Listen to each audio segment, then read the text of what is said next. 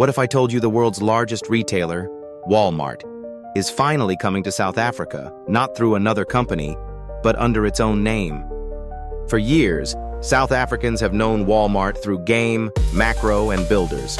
But now, for the first time ever, you'll see that blue Walmart sign standing tall, right here, at Fourways Mall in Johannesburg. This isn't just another store. It's a statement, a signal that something big is shifting in South Africa's retail future. In this video, we're going to unpack everything behind Walmart's long-awaited arrival, why it took more than a decade, what this move really means for local shoppers and businesses, and how it could change the competitive game for major retailers like Shoprite, Pick and Pay, and Checkers. By the end, you'll not only understand Walmart's strategy, you'll see how one global decision could ripple through South Africa's economy, influence prices, jobs, and even consumer psychology. So buckle up, because this isn't just about shopping, it's about global economics playing out at your local mall. Let's rewind the clock. Back in 2011, Walmart made headlines when it acquired a 51% stake in Massmart Holdings, a South African retail group that owns Game, Macro, and Builders Warehouse. It was supposed to be a smooth ride. Walmart enters Africa through Massmart, leverages local expertise, and grows across the continent. But things didn't go as planned. Massmart struggled with profit margins, rising costs, and stiff competition. Local shoppers didn't exactly feel the Walmart magic. Over time, Walmart's brand remained invisible to most South Africans. There was no physical Walmart store, no global branding, no direct Walmart shopping experience. Fast forward to 2025, after years of internal restructuring and local market analysis, Walmart has decided it's time to go direct, not through subsidiaries, but through its own name, its own brand, and its own philosophy. Everyday low prices. The first Walmart-branded store is opening at Fourways Mall, Johannesburg, one of the largest malls in Africa. And that location wasn't chosen by accident. It's in one of South Africa's fastest-growing, most dynamic consumer regions. It's where global brands meet a local appetite for innovation and affordability. But here's the tension. Will South Africans really switch to Walmart? South Africa's retail scene is already fiercely competitive. Shoprite, Checkers, Woolworths, Pick and Pay, and Spar dominate the grocery and household sectors. They've built trust, loyalty, and deep local supply chains. So Walmart isn't just entering a market, it's stepping into a battlefield.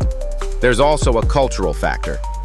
South African shoppers value both quality and community. Will they embrace a global corporate giant whose promise is low prices every day?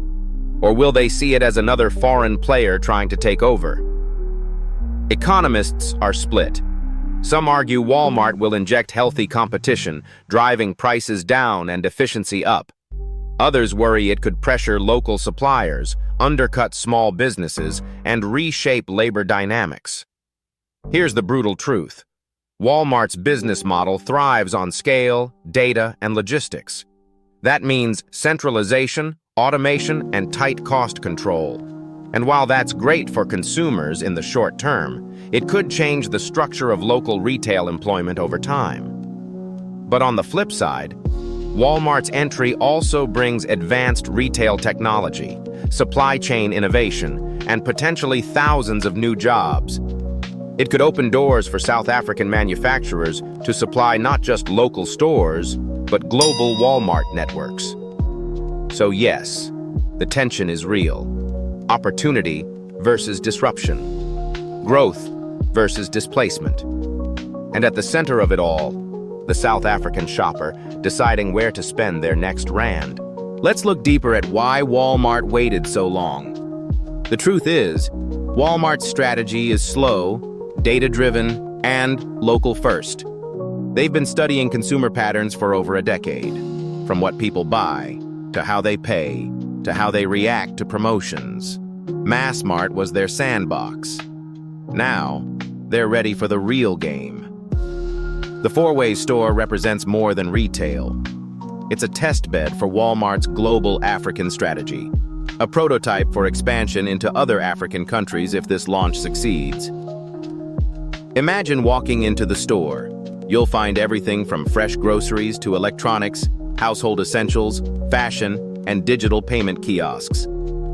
But behind every shelf is data. Walmart's AI-driven inventory systems predicting demand, optimizing pricing, and minimizing waste. Here's a key insight. Walmart isn't just selling products. They're selling convenience, powered by data, technology, and logistics. That's the real battlefield in modern retail. And South Africa, with its advanced infrastructure, tech-savvy youth, and growing middle class, is the perfect launchpad. But there's another layer: trust.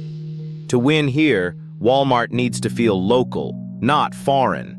That means sourcing from South African farmers, supporting township businesses, and adapting marketing to resonate with local culture. If they pull that off, Walmart could become not just a store, but a household name across the country. Let's look at some examples from around the world. When Walmart entered Mexico, it revolutionized retail, offering quality goods at lower prices, but also challenging traditional markets. In India, Walmart adapted by partnering with Flipkart, combining local entrepreneurship with global logistics. In China, they blended digital payments with in-store experiences, integrating apps like WeChat Pay and Alipay. So, what's the lesson for South Africa?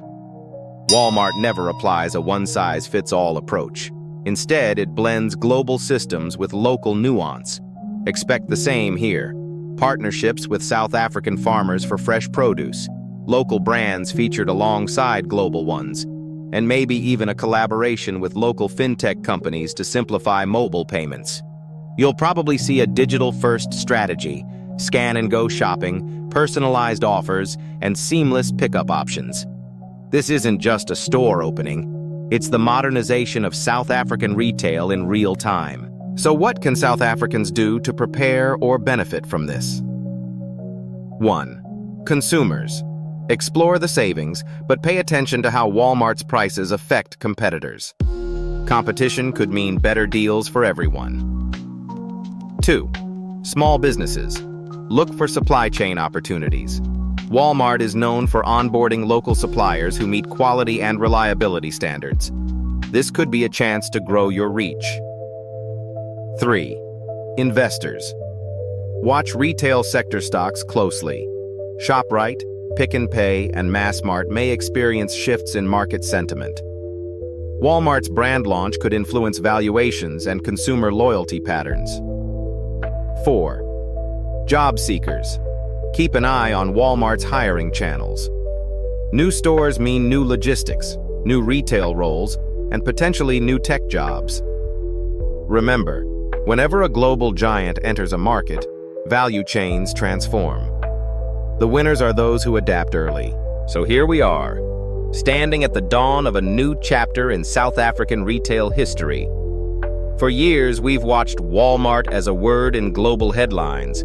Now it's a signboard you'll actually see at your local mall. Maybe you'll walk in for curiosity, or maybe for the deals. But one thing's certain, you'll walk out part of a new story. A story where global meets local, where affordability meets innovation, and where a brand built in Arkansas finds a new home in Africa. So next time you pass that big blue sign, remember, you're not just seeing a store. You're witnessing the world getting smaller, one shopping cart at a time. Thanks for watching, and if you enjoyed this deep dive into how global business moves, subscribe for more weekly episodes that decode money, markets, and mindsets. Because understanding the world of business shouldn't be boring, it should be eye-opening.